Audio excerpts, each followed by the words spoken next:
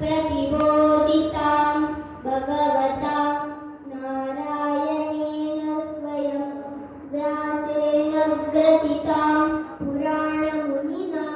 मध्ये महाभारतम् अद्वैतामृतवर्षिणीं भगवतीम् अष्टादशाध्यायिनीम् अम्ब त्वामनुसन्दधामि भगवद्गीते भगवद्वेषिणि नमोऽस्तु ते व्यासविशालबुद्धे पुल्लारविन्दारकपत्रनेत्र येन त्वया भारततैलपूर्णः प्रज्वालितो ज्ञानमयप्रदीपः प्रपन्नपारिजाताय स्तोत्रवैत्रैकृपाणये ज्ञानमुद्राय कृष्णाय गीतामृतदुहे नमः। सर्वोपनिषदो गावो गावो कालनन्दन पार्थो वत्ससुती भोक्ता दूतं गीतामृतं महात् वसुदेवसुतं देवं कंसचाणूरमर्दनं देवकी परमानन्दं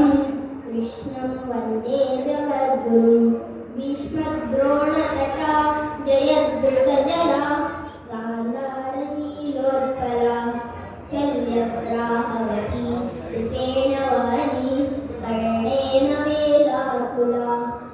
अश्वत्थामविकर्णघोरमकरा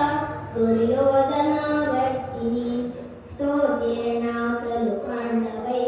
रणनदी कैवर्तका केशव पाराशर्यवचः सरोजममलं गीतार्थगन्धोत्कटं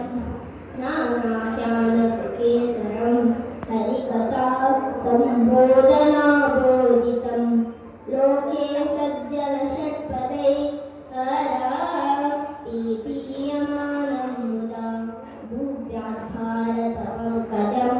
कलिमला प्रध्वंसिनः श्रेयसे मूकं करोति वाचालं पङ्गुं लङ्घयते गिरिं यत्कृपातमहं वन्दे परमानन्दमाधवं यं ब्रह्मा वरुणेन्द्ररुद्रमरुतः स्तुवन्ति द्युलेस्तवै वेदैः साङ्गपदक्रमोपनिषदैः गायन्ति यं सामगा ज्ञानावस्थिततत्कथेन मनसा पश्यन्ति यं योगिनो यस्यान्तं न विदुः सुरासुरगणा